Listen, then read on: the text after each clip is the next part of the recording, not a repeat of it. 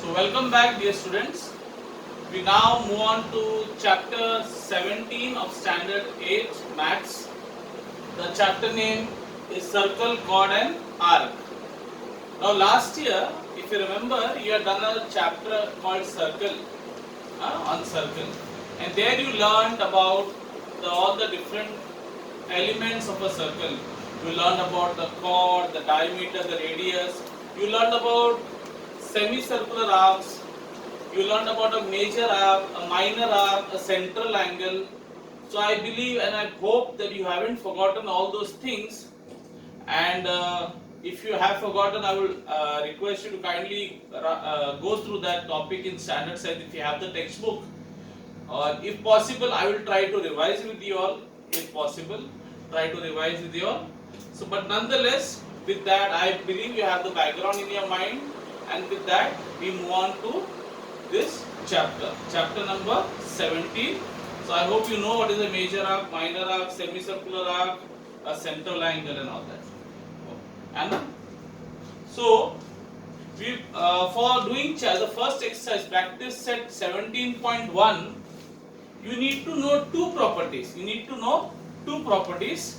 Now if you go to page number 114, I would like you all to mark it first.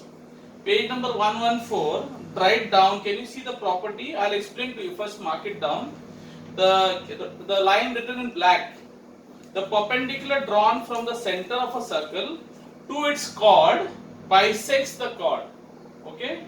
So you mark that property and write property number 1. Write property 1. Just write property 1. So what happens when we are doing the sums? We don't have to write the full property. We'll just write property 1. So, but in the exam you write the full property, okay?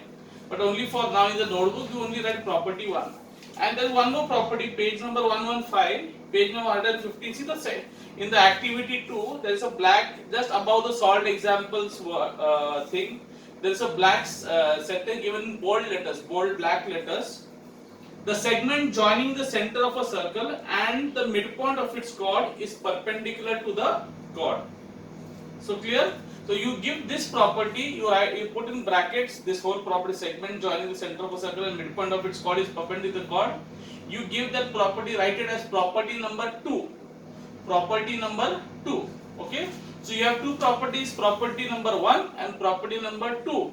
Property number 2 we may not use, but property number 1 will be using in what you call in the practice at 17.1. We'll be using property number 1, especially property number 1, and a little knowledge of, we'll have to use a little knowledge of Pythagoras theorem. So I'll just brush with you about Pythagoras theorem. So before I go to Pythagoras theorem, I'll just explain to you that property number 1. So what does property number 1 say? If you go to page number 114, write down the black bold sentence. It says,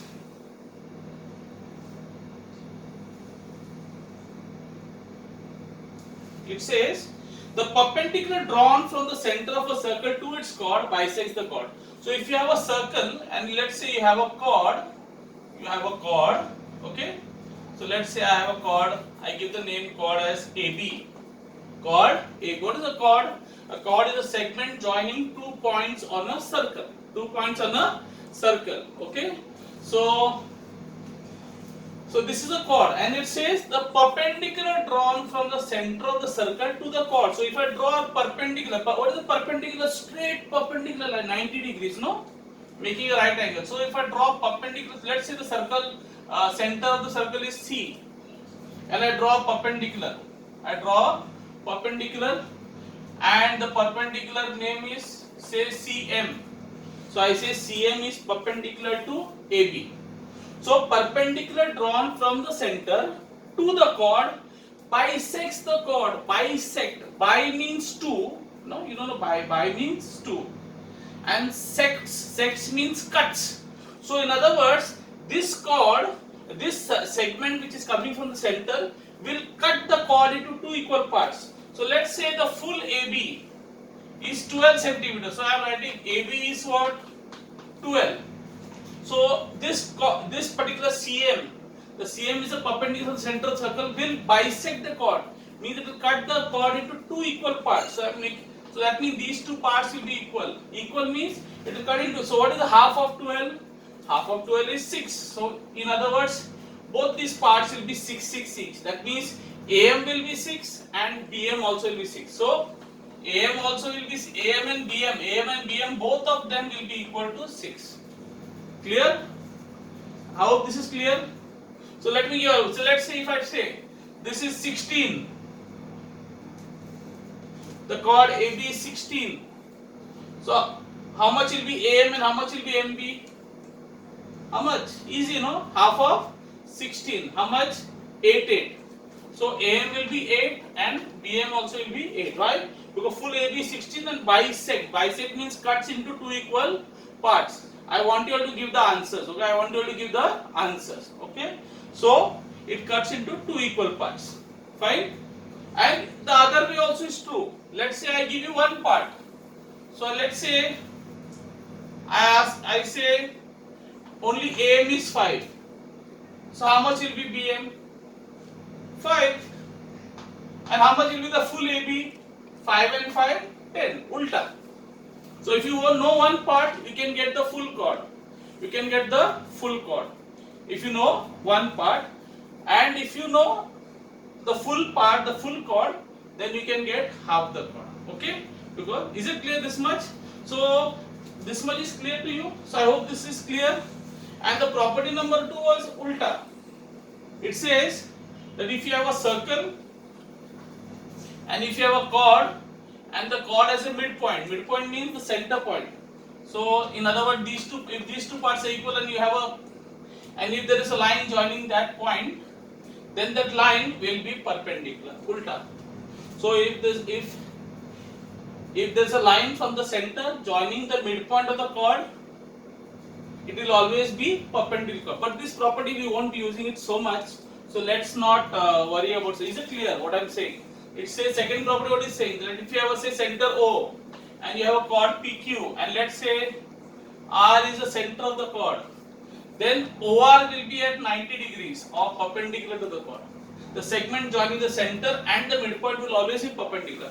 First property, if you have a perpendicular, then the perpendicular cut the chord into two equal parts. So second property is not so useful to us, but we'll do the first property. We'll be using mostly the first property. Now some background about Pythagoras theorem, very important. In Pythagoras theorem, if you remember, what does Pythagoras theorem say? Let's say I have a triangle ABC, and if this is 90 degrees, बराबर, and 90 degree के सामने वाला side क्या रहता है? Hypotenuse. So this is the what? What is this? This is the hypotenuse. बराबर? Fine.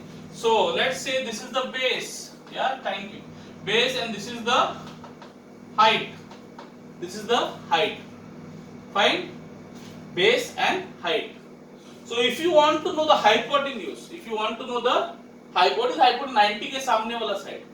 If you want to know the hypotenuse, if you know the base and the height, let's say I tell you the base is height is 6 and base is 8. How do you get the hypotenuse? If the height is 6 and the base is 8.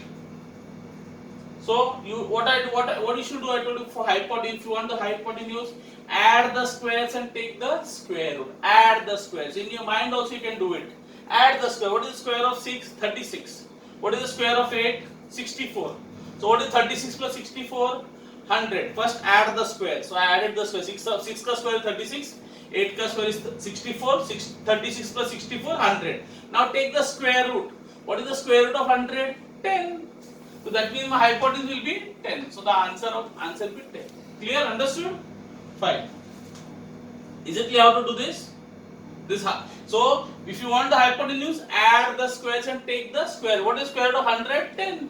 Because 10 tens is 100. Square root of 100 is 10 because 10 times 10 is 100. Okay, now ulta. Let's say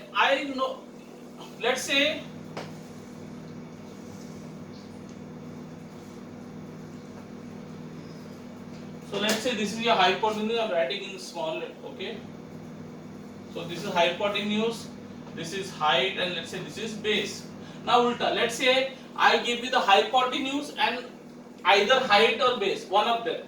So now this time I say hypotenuse. Let's say hypotenuse is 5 and the height is, let's say, 3. Height is 3, and you have to find the base. Now do you have to find the hypotenuse? No. When you're finding hypotenuse, what did I tell you? If you want to find the hypotenuse, add the squares and take the square root.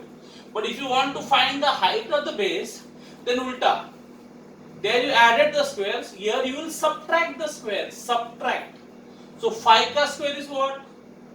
So you do 5 square minus 3 square. If you want base or height, you subtract. If you want hypotenuse, add the squares and take the square root. If you want the base and height, subtract the squares and take the square root. So 5 ka square 25, 3 ka square is 9. So 25 minus 9 is how much? 16. Barabar? And now what is the square root of 16? Square root of 16 is how much? 4. Why 4? Because 4 times 4 is 16. So you got the answer. What is the answer? 4. How did you get? 5 square minus 3 square. 5 square is 25 minus 3 square is 9. 25 minus 9 16, and 16 ka root is, square root is 4. Why? You know what is square root, no? If you multiply the square root 2 times, you will get the answer. So 4 times 4 is 16. That's why square root of 16 is 4.